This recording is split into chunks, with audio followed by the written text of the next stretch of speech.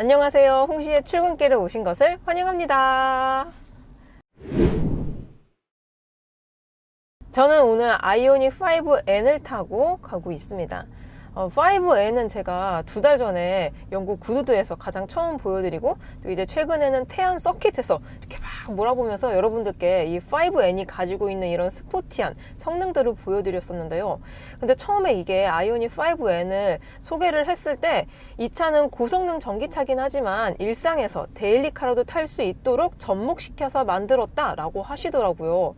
그래서 저는 이 5N을 서킷에서 탔을 때에는 진짜 이 N이 정말 칼을 갈고 만들었구나, 정말 미쳤다, 이런 생각이 들었었는데, 그때까지만 하더라도 제가 이렇게 데일리카로 일상주행을 못 해봤었잖아요. 그래서 과연 이게 너무 막 기능도 많고 서스펜션도 하드하고 뭐 성능 자체가 달리기를 위해 태어난 차인데 어떻게 이게 출퇴근용으로 쓸 수 있을까, 정말 걱정이 많이 됐었습니다. 그래서 제가 이렇게 막히는 서울 시내에서 출퇴근길에 이렇게 5N을 타보고 있습니다. 지금 저는 노멀 모드로 해놨어요. 서스펜션이라든지 스티어링 휠, 승차감, 뭐 모터 출력, 배터리 등등 모든 것들을 그냥 노멀, 중간에 초점을 맞춰놨는데요. 그래서 지금 뭐 배기음 이런 것도 전혀 안 들리시죠?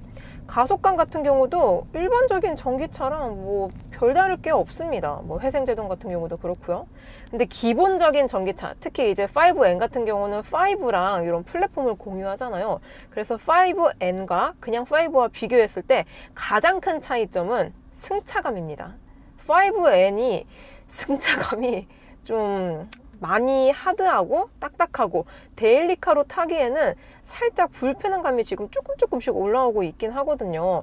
한 2년에서 3년 전쯤에 아이오닉 5가 가장 처음 출시되었을 때, 그때는 제가 20인치 사양, 롱레인지 20인치 사양을 시승을 했었거든요. 근데 뭐 전기차 치고는 뭐 나쁘지 않은 제법 컴포트한 승차감을 가지고 있어서 데일리카로 타기에 무난할 것 같다라고 여러분들께 말씀을 드렸었는데요. 이 5N은 5가 가지고 있는 성능이 아예 없습니다. 그러니까 5가 가지고 있는 성향이 아예 없습니다. 그냥 요거는 다른 차를 탄 것 같아요. 정말 다른 차를 탄 것 같습니다. 그래서 이렇게 정말 지금 시속 한 20km 내외로 아주 저속으로 달리고 있는데요. 그런데도 불구하고 포장이 잘 되어 있어도 살짝 이렇게 노면에 굴곡들이 있잖아요, 보통 도로들은. 근데 그런 것들을 불필요하게 이 하부에서 다 디테일하게 읽어내고 있습니다. 그럼 5N 같은 경우는 기본적으로 20인치 휠을 달고 있긴 하지만, 제가 그냥 5를 탔을 때도 20인치 사양이었잖아요. 휠이 같은 인치인데 와, 이게 승차감이 정말 다릅니다. 5N 같은 경우는 N 전용 서스펜션이 들어가 있어서 이게 가변식으로 노멀일 때에는 좀 컴포트하게 하고, 뭐 M모드, 스포츠 플러스일 때는 단단하게 조여주는 전자식 댐핑이 들어가 있기는 하지만, 기본적으로 노멀로 하더라도 일반 데일리카를 생각하시면 안 돼요. 굉장히 딱딱합니다. 노면도 정말 디테일하게 읽어내고요. 편안함을 초점을 맞춘다면은 이 차량은 좀 맞지 않을 것 같다라는 생각이 들기도 합니다. 그래서 사실 제가 이 5N을 아반떼 N하고 비교 시승을 해보려고 했었거든요. 아반떼 N 같은 경우는 물론 그것도 고성능 차죠. 고성능 차고 서킷을 가도 좋기는 하지만, 뭐 노멀 모드, 에코 모드 이런 데로 다녔을 때에는 기본적인 아반떼가 가지고 있는 컴포트함과 노멀함을 그래도 조금 한 60% 정도는 가지고 있었거든요. 그래서 약간 뭐 일반 아반떼보다 좀 하드하고 약간 그렇긴 하지만, 그래도 출퇴근용으로 탈 수는 있을 것 같다, 뭐 연비 제외하고요, 탈 수는 있을 것 같다라는 생각이 들었었는데요. 5N은 이게 또 이제 전기차다 보니까 성향이 정말 많이 다릅니다. 그래서 이렇게 가고서고 막히는 출퇴근길은 조금 지금 이 다리 노면 이거 틈새 지나갔거든요. 이런 것도 정말 디테일하게 읽어내고, 특히 이런 충격의 감쇄 같은 것들이 정말 세분화해준다고 하는 것 같긴 하지만 좀 디테일하게 읽어줘가지고 오히려 불편하게 느껴집니다.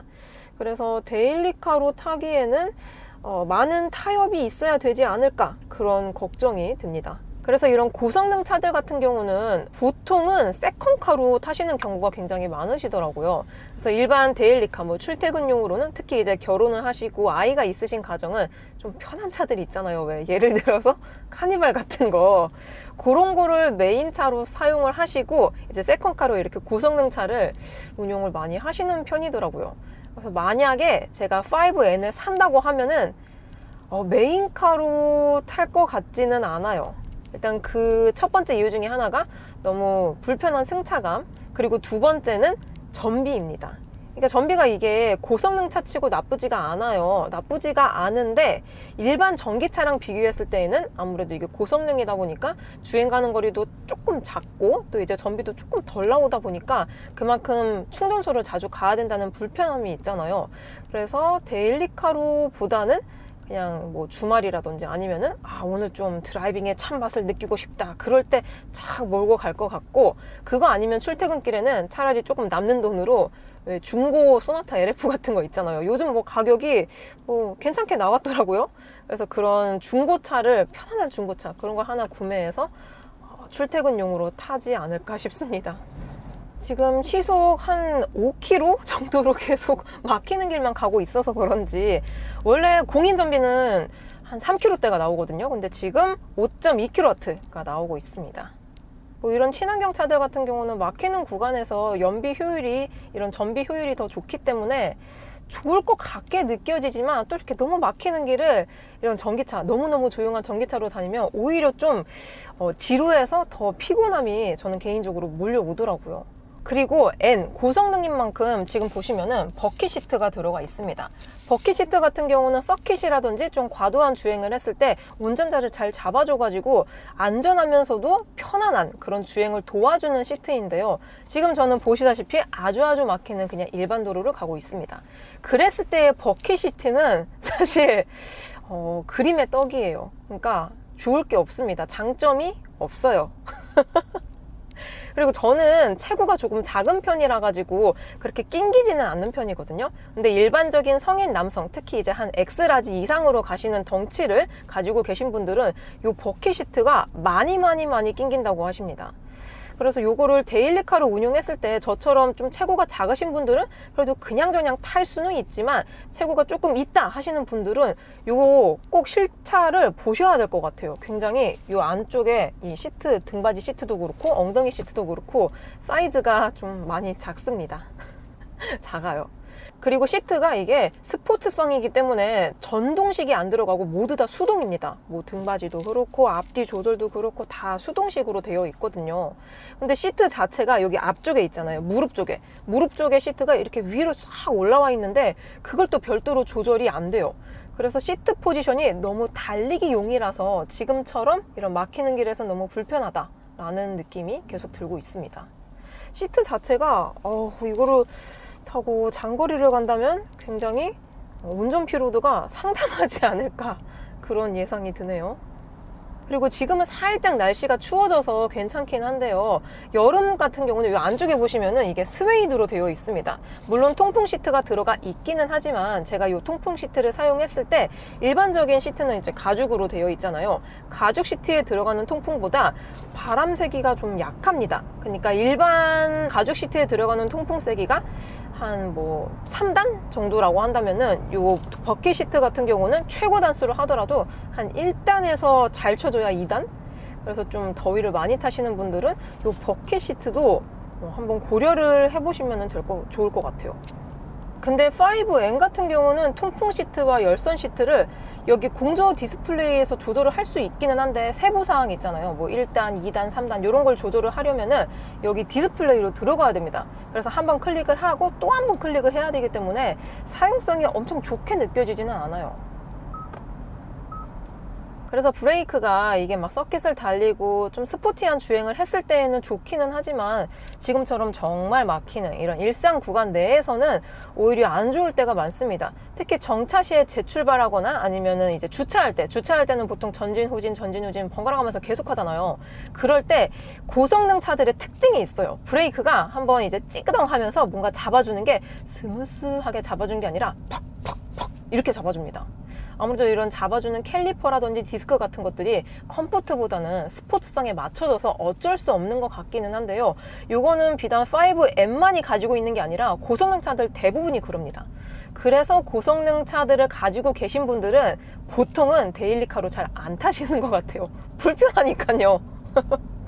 그리고 주차 얘기가 나오다 보니까 이 차는 또 이제 회생제동이 들어가 있잖아요. 그래서 뭐 M모드 같은 경우는 제외하고 일반적인 주행에서도 이 회생제동 레벨을 조절을 할 수가 있는데요. 회생제동 레벨을 1까지는 괜찮은데 2 이상으로 해두면은 주차를 했을 때 보통의 차들 내연기관 같은 경우는 전진 후진 하면서 주차를 했을 때 별도로 엑셀을 그렇게 많이 밟을 일이 없습니다. 뭐 오토홀드로 풀면은 알아서 살살살살 가고 알아서 살살살살 뒤로 가니까. 근데 전기차들 특히 이렇게 회생제동을 조금 세게 걸어 놓으면은 계속 앞으로 갈 때마다 계속 이렇게 엑셀레이터를 눌러줘야 되다 보니까 아무래도 이것도 일반 내연기관에 비해서 살짝 불편함이 다가올 수도 있겠다 싶은 점이더라고요. 이거는 이제 내가 그 전에 내연기관을 타다가 전기차로 기변을 하거나 아니면 내연기관을 타는데 아이오닉 5N을 처음 탄다 하시는 분들은 좀 이런 문제점들이 많이 낯서실 거라고 예상이 돼요. 자, 드디어 막히는 구간이 살짝 풀렸습니다. 일상주행 영역에서 지금 아직까지도 노멀 모드거든요. 노멀 모드일 때 이런 엑셀 감각은 일반적인 전기차가 가지고 있는 이 즉각 토크감을 발휘하면서 팍팍 튀어나가는데 토크감이 일반 아이오닉 5보다 조금 더 셉니다. 다시 한번 엑셀레이터 밟아볼게요. 이게 지금 스포츠 모드나 M 모드가 아닌데도 제 고개가 뒤로 제껴질 정도로 급격한 이런 가속력을 가지고 있습니다. 여태까지는 노멀 모드였고요. 에코 모드로 바꿔볼게요. 현재 지금 에코 모드로 바꿔놓은 상태입니다. 여기서 다시 엑셀레이터 밟아볼게요. 오, 에코 모드도 동일하게 즉각 토크감이 엄청난데요? 다시 한번. 야, 이거는 드라이브 모드 간의 성향 차이가 별로 없는 것 같습니다. 그냥 내가 엑셀레이터의 깊이를 얼마나 밟느냐에 따라서 최대 출력과 이 토크가 바로 나오기 때문에 이런 드라이브 모드 간의 차이점은 별로 크지는 않은 것 같아요. 그래서 이렇게 안 막히는 구간에서는 드라이브 모드별 간의 성향 차이가 크지 않다라고 느꼈지만 제가 정말 막히는 길에서 에코 모드로 달렸었는데요. 그때는 그러니까 조금만 이렇게 엑셀 페달을 밟으면 가야지 운전자의 피로도가 덜 하잖아요. 근데 에코 모드 같은 경우는 더 밟아야 돼요. 그러니까 노멀 모드에서는 한 5도 정도만 엑셀레이터를 밟아도 쑥 가는데 에코 모드는 한 10도 정도로 더 밟아야 되는 거예요. 그래서 이 발목 피로도가 노멀 모드보다는 조금 더 있었던 것 같습니다. 그리고 이게 일반 5와 가장 큰 차이점이 승차감이라고 했잖아요. 두 번째로는 핸들링에 있습니다.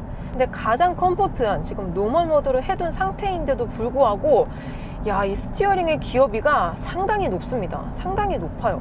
그래서 살짝만 이렇게 핸들 조작을 해도 금방금방 이 조향각이 크게 나오기 때문에 이게 뭐 짐카나라든지 아니면 스포츠 주행을 했을 때는 좋겠지만 저처럼 지금 이렇게 쭉 항속하는 고속 주행일 때는 계속 핸들을 세게 붙잡고 있어야 됩니다. 기어비가 높으면 높을수록 조향각이 커지다 보니까 아무래도 이런 거에 주의를 해야 되거든요. 근데 반대로 그냥 일반 5 같은 경우는 이런 스티어링 휠 기어비가 그렇게 민감하지는 않은 편이었습니다. 그래서 차선 변경을 하면서 핸들링을 느껴볼게요. 와, 근데 진짜 무거워요, 이게 핸들링이. 그리고 조금만 조향을 해도 금방금방 가줍니다. 네, 진짜 아주 조금만 틀었는데도 조향 각도가 말이 안 돼요. 다시 한번 차선 변경을 해볼 건데요. 이번에는 스포츠 플러스 모드로 바꿔보겠습니다. 스포츠 플러스 모드고요. 다시 한번 차선 변경 해보겠습니다. 저 조향 각도 한 번만 더 봐주세요.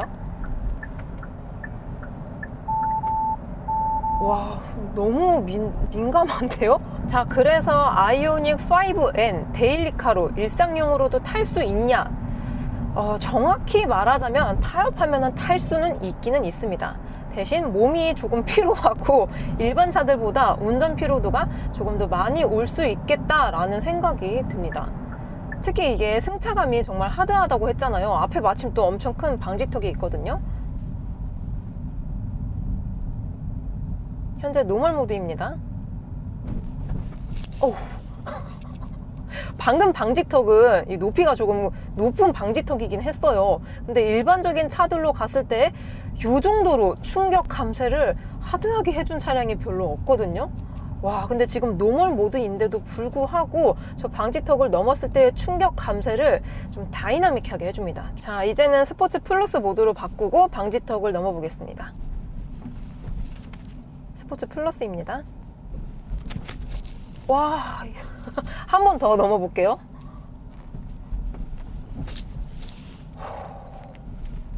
정말 하드합니다. 뭔가 내가 이 방지턱을 발로 넘은 건가 싶을 정도로 노면 상황을 정말 디테일하게 읽어주고요. 그리고 서스펜션이 이게 N 전용이라고 했잖아요. 또 이게 전자식인데 지금 제가 스포츠 플러스로 하다 보니까